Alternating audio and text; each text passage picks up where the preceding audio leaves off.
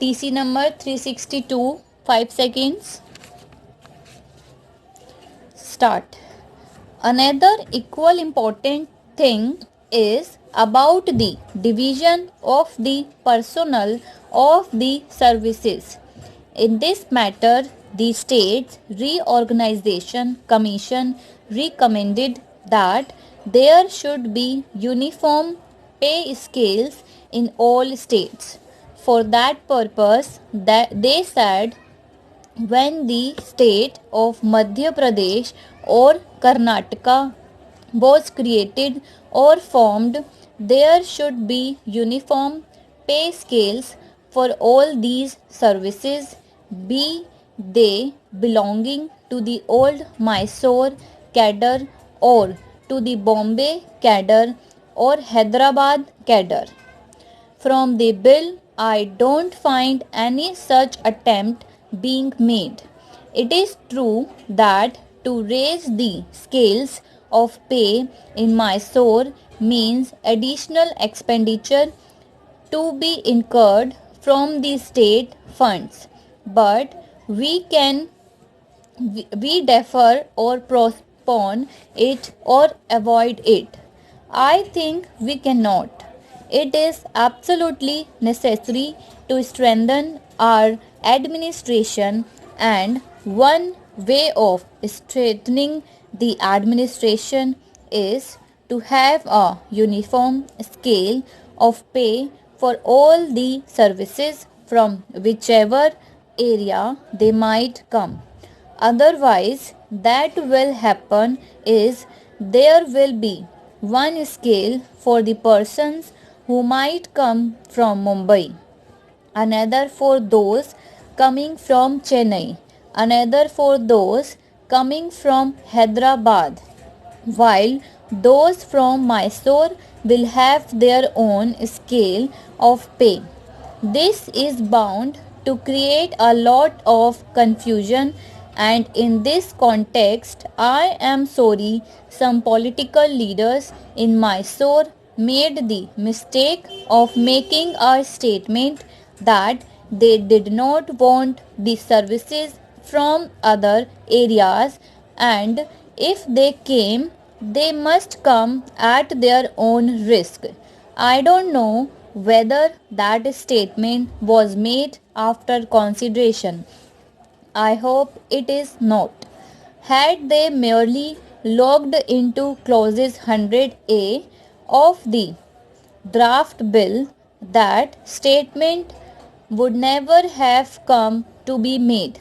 You know, under clause 100A of the draft bill, the entire cadre of all the previous states and the present Bombay and Madhya Pradesh states stand dissolved, and a new cadre is being formed by the central government. That being so, I don't know how you can say that you are merely allowing somebody else to come. This has created a lot of bitterness, and a number of people have complained about it.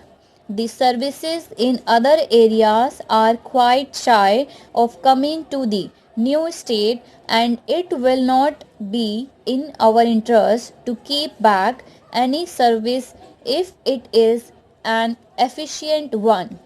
It might be necessary to put in more specific provisions.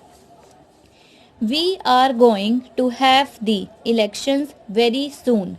If we want to successfully manage the elections, we must have an efficient administrative machinery at the secretariat level as well as at the district level, and that would be constituted long before the election takes place.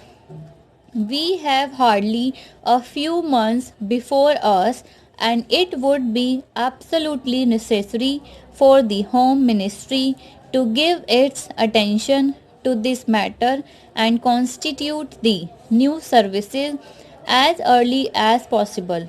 I hope the Home Ministry would give its best attention to this matter. This would also be necessary in connection with the working out of the 10th 5-year plan. A disgruntled or disorganized civil service will not assist you in implementing the 10th plan. I would like to say a few words about the division of assets and liabilities. You remember that in Mr. Woncho's report, some specific recommendations have been made. Mr. Venture recommended, so far as the movable properties are concerned, a certain formula, and that was accepted in the Andhra Bill.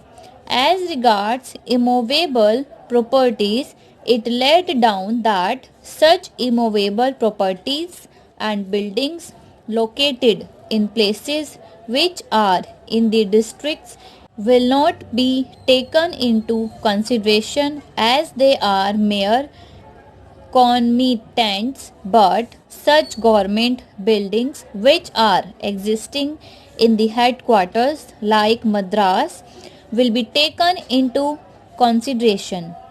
They will be valued on the basis of the formula that those buildings which have been built prior to 2000 will be valued at double the book value, and those that have been put up after 2000 would be valued according to the book value.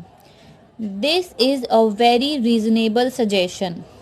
It is on that basis that the buildings in Madras were valued at nearly rupees 7 crores and odd.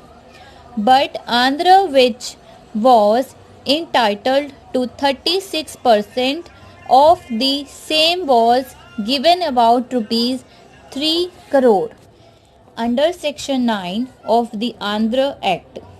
Unfortunately, when we come to the state reorganization bill, none of these provisions are there.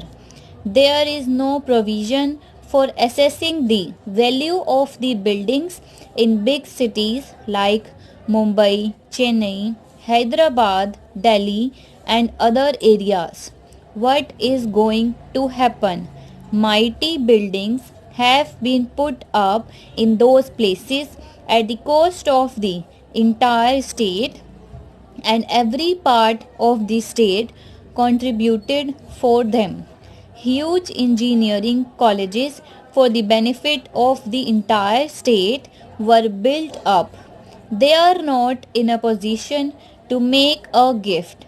Another curious thing that happened is that in the venture report, it has been said that they must be valued.